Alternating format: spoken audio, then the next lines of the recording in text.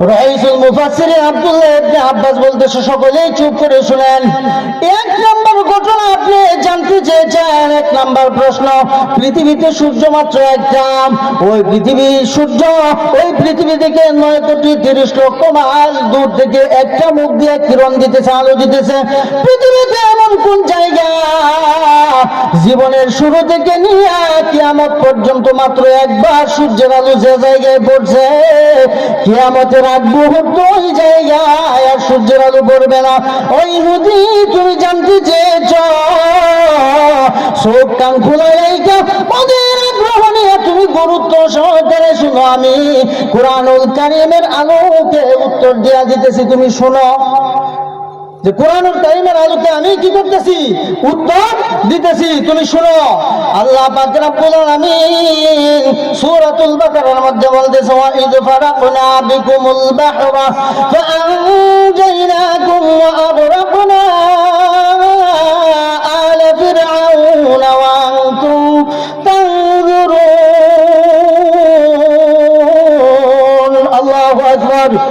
আল্লাহর পয়গম্বর মূসা যখন বনি ইসরাইলদেরকে নিয়ে ফেরাউন এবং হামানের অত্যাচারে জর্জরিত হয়ে যখন ওই নীল নদ পাড়ি দিয়া মাদায়েনের উদ্দেশ্যে যখন রওনা করবেন, 6 লক্ষ মানুষের সমাগম, নারী পুরুষ জওয়ান বুড়া শিশু সহ গৃহপালিত চতুষ্পদ জন্তুগুলি নিয়ে তারা কি করলো, ওই নীল নদ পাড়ি দেওয়ার জন্য ফেরাউন এবং তার বাহিনীদের দাওয়াত দেয়। যখন আল্লাহ তাআলার অনুমতি নিয়ে ফেরাউন যখন এই মিশর ত্যাগ করে অন্যত্র চলে যাবেন, সারা রাত্র তারা যখন পাড়ি দেওয়ার জন্য ভোরবেলা নীল নদের পারে, যেটা লোহিত সাগর, ওইখানে যখন পাড়ি জমালেন, ওইখানে যা দেখে যে এই নীল নদ লোহিত সাগর এই নদীর কানায় কানায় পানিতে ভর্তি, যে এই নদীর পানি কানায় কানায় ভর্তি, প্রবাহমান স্রোত।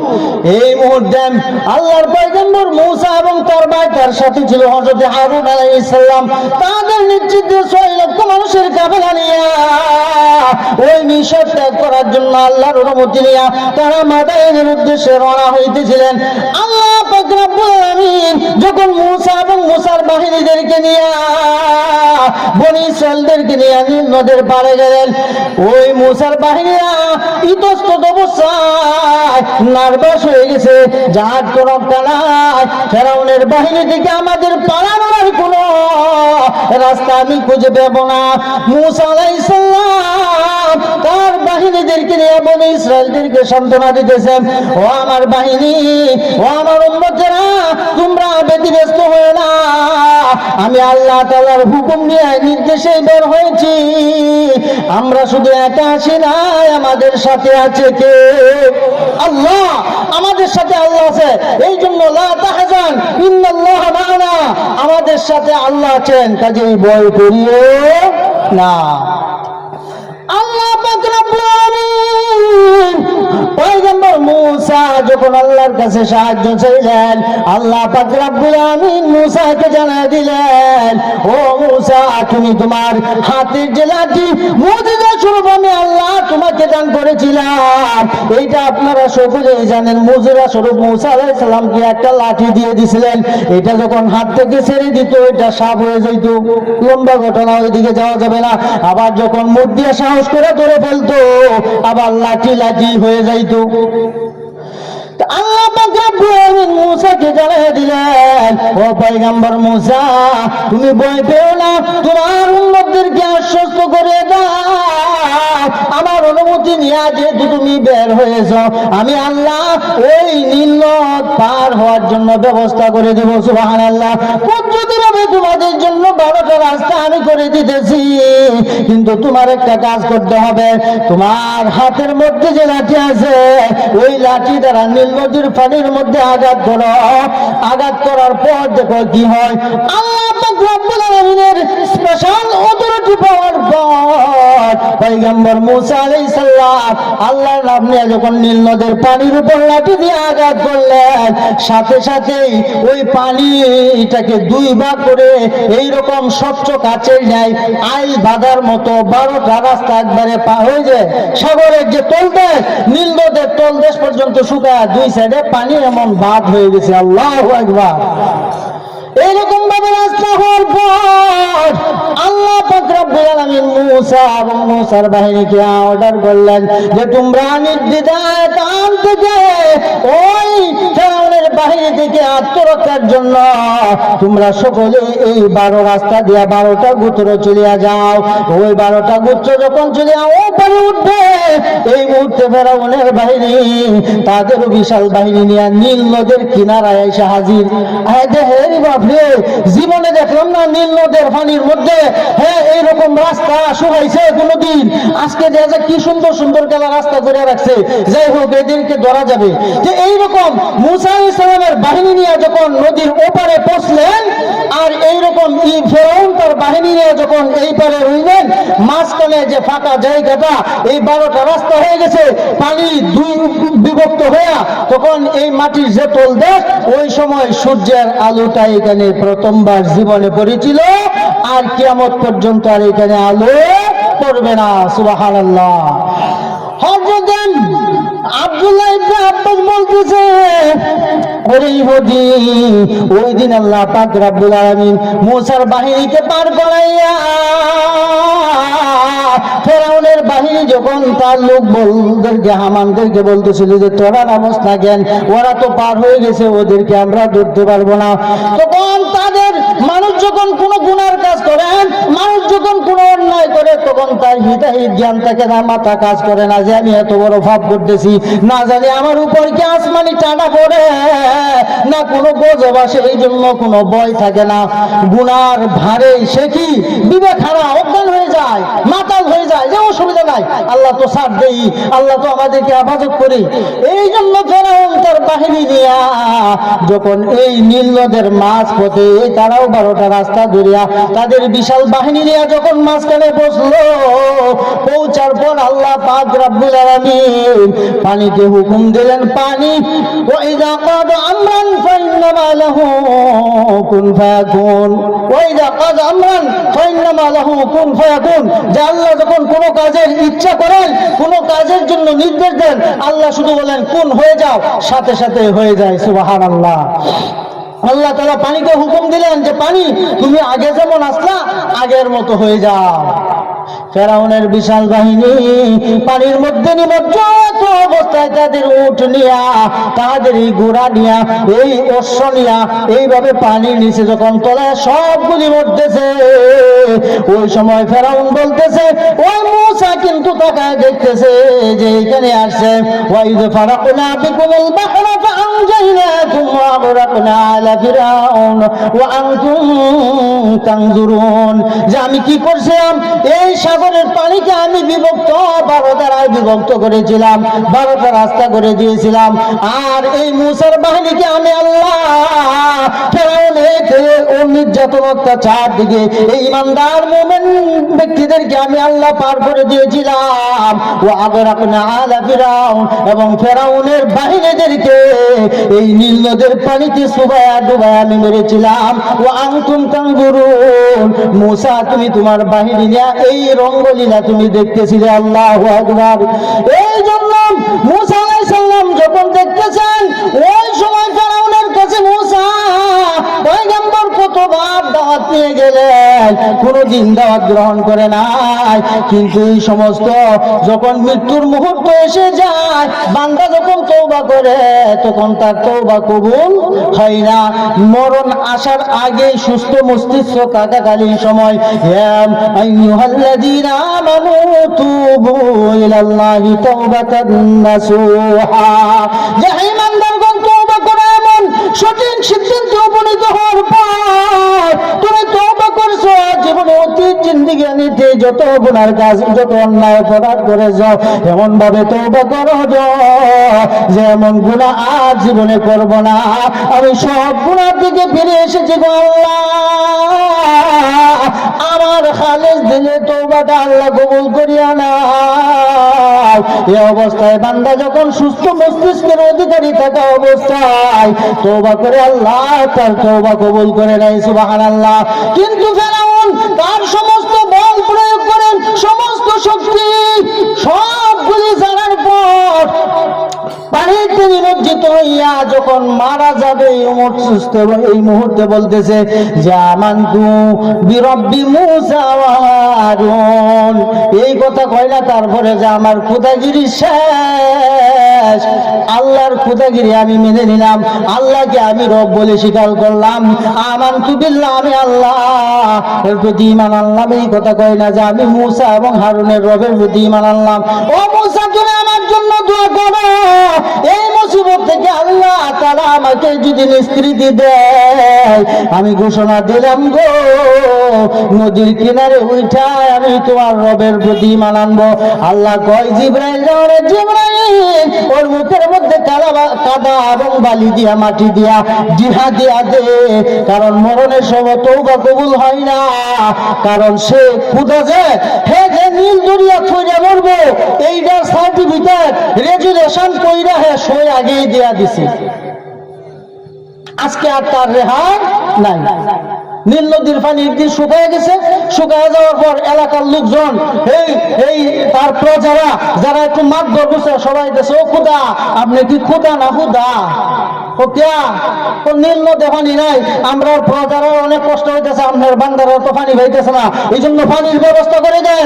আজকে যদি পানি না আসে, নীল নদে যদি পানি না পায়, আপনার খোদাগিরি শেষ, আপনার আর খোদা বলে আমরা মানব না। ফেরাউন বেকায়দায় পড়ছেনি, কোন নীল নদী তো এটা আমার বাপের দেওয়া পারি না, যে মোটর সাইকেল একসাথে পড়ে যাবে, এত বড় মহাসমুদ্র, ওইখানে পানির ব্যবস্থা আমি কেমনে করব? ওই সাধারণ ভাবে মুসিবত থেকে বাঁচার জন্য তার জনগণকে বোঝানোর জন্য, যাও তোমরা, আমি পানির ব্যবস্থা করতেছি। এই কথা বলিয়াম ওই একটা অর্শের উপর উঠে একটা পাহাড়ের একটা গুড়ার উপর সোয়ার হইয়া নির্জন প্রান্তরে একটা গুহার কাছে, ওই নীল নদের পাশেই একটা গুহার মধ্যে যাইয়া সেজদায় কইরা বলতেছে, ও আল্লাহ, তুমি তো জানো আমি খুদা না, আমি হইলাম হুদা। এই জন্য নীল নদের পানি কেন আসে না, কিসের এত বাধা? আল্লাহ, আমি তোমাকে স্বীকারোক্তি দিতেছি, মেনে নিব আমি, তুমি আল্লাহ আমার সদা। যে আল্লাহ, তোমার এই নীল নদের পানি যেন অন্তত পক্ষে আমার আয়ত্তে এসে যায়, আমার কথায় যেন জোয়ার বাটা হয়, এই জন্য আমি তোমাকে রব বলে স্বীকার করছি। আমার কি সাময়িক টেম্পোরারি খুদা, আমি তো অন্তর্বর্তীকালীন সরকার হয়েছি, যে এই এলাকার জন্য, মিশরের জন্য আমি খুদা হয়েছি। তামাম পৃথিবীর একমাত্র আসল খুদা তো তুমি। এই জন্য তোমার কুদরতি চরণে লুটায় পড়ে আমি সাজদায় পড়ে থেকে বলতেছি, আল্লাহ, নীল নদীতে পানির ব্যবস্থা করে দাও। আমি তোমার কাছে জান্নাত চাই না, পরকালে চাই না, দুনিয়া শুধু নীল নদের পানির অনুগত্য আমার করে দাও, আমার কথাই যেন জোয়ার বাটা হয়। এইরকম ভাবে গুহার মধ্যে দাঁড়িয়ে যখন সেজদায় পড়েন, এইরকম কান্না করতেছেন, কান্না করতে করতে চোখের পানি দিয়া বুক ভাসায় লাইছে। এই জন্য বান্দারে ইবাদত দোয়া কবুল হওয়ার জন্য এক নম্বর শর্ত হলো হালাল রিজিকের ব্যবস্থা। বান্দা যখন হালাল রিজিক খাবে, হালাল বস্ত্র পরিধান করবে, এই অবস্থায় বান্দা যত দোয়া করুক সবগুলি মাওলার দরবারে কবুল হবে, সুবহানাল্লাহ। আর বান্দার দোয়া যে কবুল হইল, এইটার আলামত লক্ষণ প্রকাশ হইল, বান্দা যখন দোয়া করতে করতে করতে করতে আল্লাহকে ডাকতে ডাকতে মুনাজাতের মধ্যে আল্লাহর নাম জপতে জপতে জপতে জপতে চোখ দিয়া যখন পানি বের হবে, তখন বোঝা যাবে বান্দার দোয়া আল্লাহর দরবারে কবুল হয়ে গেছে, সুবহানাল্লাহ। এই জন্য ফেরাউন চেয়েছিল, আমি পরকালে কিছু চাই না, আমি চাই দুনিয়ার খুদাগিরি করতে, সাময়িক অস্থায়ী জিন্দিগির খুদাগিরির জন্য আল্লাহ তোমার কাছে টেম্পোরারি খুদার ক্ষমতা চাই। এই জন্য নীল নদের পানি অনুগত করে দাও, নীল নদের পানি যেন জোয়ার বাটা হয়। শেষ পর্যন্ত সেজদায় থেকে কান্নারত অবস্থায় মাথা উঠে নীল নদের দিকে তাকায় দেখে নীল নদের পানি কিনারায় কানায় কানায় ভর্তি হয়ে গেছে। আল্লাহু আকবার, আল্লাহ কবুল করছে তার দোয়া, যে কানছে আল্লাহর রব বলে স্বীকার করছে যে আমি তো আসল খোদা না, আসল খোদা তো তুমি, আসমান জমিনের সার্বভৌমত্বের মালিক একমাত্র তোমার হাতে, এই জন্য তুমি আসল খোদা, আমি হইলাম টেম্পোরারি নকল খোদা, তুমি আমারে ফিরাইও না হুদা। হ্যাঁ, তাইলে তো আমার জনগণ আমাকে মানতে লাগবে, অনেক বাধা। এই জন্য আল্লাহ যখন তার দোয়া কবুল করলেন, নীল নদে পানি দিয়ে দিলেন। এই মুহূর্তে সাজদা থেকে মাথা উঠানোর পরে নীল নদের পানি দিতে তার মনটা একটা খুশি খুশি লাগছে, যে আমি আমার জনগণকে, আমাদের প্রজাদেরকে বলছি যে পানির ব্যবস্থা করবাম, যখন যেহেতু পানির ব্যবস্থা হয়ে গেছে, তখন আমি তো খুদাগিরি আমার আছে। আল্লাহর তৈরিকৃত ফেরেশতা জিবরাইল আমিন ওই গুহার মুখে এই অবস্থায় দাঁড়ায়া, ওইখানে তার কোনো প্রজা কেউ খোঁজ পায় নাই, কিন্তু জিবরাইল আমিন একটা হাতে কাগজ এবং কলম নিয়ে দাঁড়ায় রয়েছে। খুদা সাহেব, আপনি একটা সমাধান দিয়া দেন। উনি তো চমকে উঠছে যে আমি যে একটু আগে কিতা করছি, কার কাছে কি চাইছি, এই যেমন জানিয়ে লাইছে, এটা অন্য প্রজার সাথে হয়ে গেলে তো আমার খুদাগিরি শেষ। তুই করতে আইছস, আমি আইসি নই, একটা ঘটনা ঘটছে, এই ঘটনাটা যে পর্যন্ত আপনি সমাধান না দিবেন এই পর্যন্ত আমি যেতাম না। আগামী দিন রাজ দরবারে আইছো, আগামী দিন হলে চলবে না, এখনই আপনার ওই সমস্যার সমাধান দিতে হবে। আপনার নাম লেখা ওইখানে সিল সাপ ফরমাইরা দেওয়ান লাগবো, নাইলে কিন্তু আপনাকে ছাড়ছি না। ফেরাউন একটু ভয় ফেলাইছি যে এটা তো সাধারণ না, এটা মানে আমার সে আরো বড় খোদা। মনে মনে করতেছে আমার এমতি ফিরাইছে। ও কি কথা, ও কথাটা এইটাই, কোন বান্দা যদি কোন দাস মনিবের নাজ নিয়ামত পাওয়ার পরেও যদি সে না শুকরিয়া কইরা সে নিজেই যদি মনিব সাজে, প্রভু সাজে, তাহলে তার শাস্তি কি হওয়া উচিত? মনে মনে ফেরাউন ভাবছে এইটা মানে আমার এলাকার কোন জনগণ আবার নতুন করে ক্ষুদা জ্বালাইতেছে, ক্ষুদা ভাসতেছে, হি কঠোর আইন জারি করছে যে ওই অবাধ্য দাসকে নীল দরিয়ার পানিতে চুবাইয়া মারা উচিত। জিবরাইল আমিন বলতেছে ঠিক আছে, আপনার কথা আমি মেনে নিলাম, আপনার সকল জনগণের কাছে আমি খবর পৌঁছিয়ে দেব। ও খুদা সাহেব, এই যে আমার হাতের কলম নেন এবং সাদা কলমে ওই আদেশটা, আমার রেজুলেশনটা লেখা আছে যে কোন অবাধ্য দাস তার মনিবের পক্ষ থেকে এত নাজ নিয়ামত পাওয়ার পর নিয়ামতের না শুকরিয়া করে সে নিজেই যদি ক্ষুধা সাজতে চায়, সে নিজেই যদি প্রভু সাজতে চায়, তার শাস্তি কি হওয়া উচিত? তাকে নীল দরিয়ার পানিতে ডুবিয়া মারা উচিত। আদেশ ক্রমে ফেরাউন লিখে দেন। রেজুলেশন আমি লিখছি, আপনি সই স্বাক্ষর দিয়ে দেন। বেলা মনের আনন্দে সই দেয়া দিছি, আল্লাহর দরবারে কবুল হয়েছে। এই জন্য নীল দরিয়াতে সুবাই আল্লাহ তারা কি করছে? মারছে। ওই নাস্তিক কুদাদ্রোহীর ওই ফেরাউনের লাশ মিশরের কেন্দ্রীয় জাদুঘরে মমি করে আজও পর্যন্ত রাখা আছে।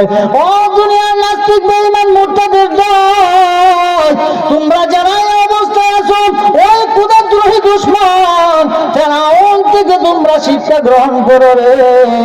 তোমরা যদি কেউ এরকম আল্লাহ তাআলার নাজ নিয়ামত বক্ষণ করার পর তুমি নামাজে দাঁত ধরো না, রোজা রাখো না, এরকম যাকাত দাও না, হজ করো না, সামর্থ্য আছে, দান সদকা করো না, বান্দা জানিয়া রাখবা আমি আল্লাহ তোমাকে এত সম্পদের মালিক বানাইছি। এই সম্পদগুলি মানা আতাহুল্লাহু মালান ফালাম ইয়াতি যাকাতাহু মুসলিমাহু মালুহু ইলা ইয়াউমিল কিয়ামাহ।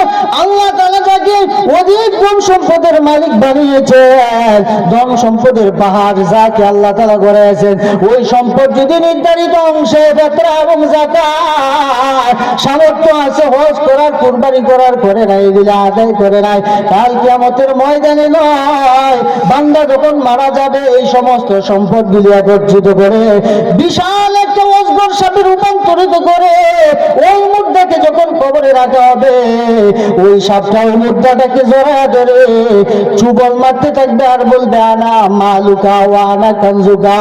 ওরে বখিল নাফরমান, যে সম্পদ আল্লাহ দুনিয়াতে তোমার অধীনস্থ করে দিয়েছে ধরে বান্দা, ওই সম্পদগুলি হক পথে বৈধ পথে খরচ না করে তুমি বখিলের বেশি আঁকড়া ধরে জমা করিয়া রাখছিলা, আর খালি সম্পদের বাহাদুরি দেখাইতে যে আমার সম্পদ, আমার সম্পদ। এই সম্পদগুলি কাল কিয়ামতের ময়দানে নয়, আজকে কবরে আমাকে সর্বরূপে রূপান্তরিত করে দিয়েছে। আমি তোমাকে কিয়ামত পর্যন্ত দংশন করতে থাকবো না। উজুবিল্লাহ। এই জন্য তার থেকে শিক্ষা নাও। ও আব্দুল্লাহ ইবনে আব্বাস বলতেছেন, ওরে ইহুদি, তোমার এক বড় নম্বর প্রশ্নের উত্তর তুমি পেয়েছো নাকি? যে আমাদের কোরআনে আছে ফেরাউনের বাহিনীর দাওয়াত দেয়া যখন মূসা পয়গম্বর তার 6 লক্ষ নারী পুরুষ জওয়ান বুড়া শিশু সকলকে নিয়ে যখন নীল নদ পাড়ি দিবে, আল্লাহ তাআলার পদ্ধতি ব্যবস্থাপনায় যখন 12টা রাস্তা হয়েছিল, ওই সময় দুনিয়ার শুরু থেকে নিয়ে ওই দিন শুধু প্রথমবার সূর্যের আলো পড়েছিল, কিয়ামত পর্যন্ত এইখানে আর সূর্যের আলো পড়বে না। তোমার প্রশ্ন মনোভূত হয়েছে নাকি? হয়েছে। 2 নম্বর প্রশ্ন, ওরে ফেরাউন ওই বলতেছে, ইহুদিকে বলতেছে, রাইসুল মুফাসসিরিন আব্দুল্লাহ ইবনে আব্বাস 2 নম্বর প্রশ্ন তুমি জানতে চেয়েছো যে পৃথিবীতে এমন কোন কবর যে মুর্দা কবরে গেছে যাওয়ার বড়ই খবর, ওই মুর্দাকে নিয়ে দৌড়াদৌড়ি করছে একাধারে 40 দিন দৌড়াদৌড়ির পর ওই মুর্দাকে আর রাখতে পারে নাই। আল্লাহ তাআলা নির্দেশ করে খবর মুর্দাকে ফেরত দিতে বাধ্য হয়েছে। এই মুর্দাটাকে হুজুর আইসা গেছে, এখন তো আর আলোচনা, আমার একটা খাসলত হলো কোনো ওয়াজ আইসা বললে আমি আর আলোচনা করি না, এটা আমার একটা খাসলত হলো। আপনারা ভালোও বলতে পারেন, খারাপও বলতে পারেন। আমি তো আপনাদের এলাকারই জানেন, হুজুর আমার খুব মহব্বতের, ওনার বাড়ি হালুয়াঘাট, আমার বাড়ি দুবরা, পার্শ্ববর্তী উপজেলায়। হুজুরকে সম্মান করা এটা আমার কর্তব্য, দায়িত্ব, ডিউটি। এই জন্য আমার সময়টুকু আমি হুজুরকে দিয়ে দিছি। আল্লাহ তাবারাকা ওয়া তাআলা আমাকে যদি পছন্দ করে আমি একটা সঙ্গীত দিয়ে আপনাদের কাছ থেকে বিদায় দিব, যে আপনাদের অনেক আশা ভরসা নিয়ে আমরা অনেক দিন বেঁচে থাকবো। এই রমজান আমার জীবনের শেষ রমজানও হতে পারে। আল্লাহ তাআলা যেন আমাকে রমজান পর্যন্ত হায়াত আমাদের সকলকে বাড়ায় দেয়। সকলে বলে আমিন। আমরা কত আশা ভরসা করতেছি আরো অনেক দিন বাঁচবো, কিন্তু সেই সময় আমি নাও পেতে পারি। এই জন্য তার ভরসাই আচরে মন কিসের করো আশা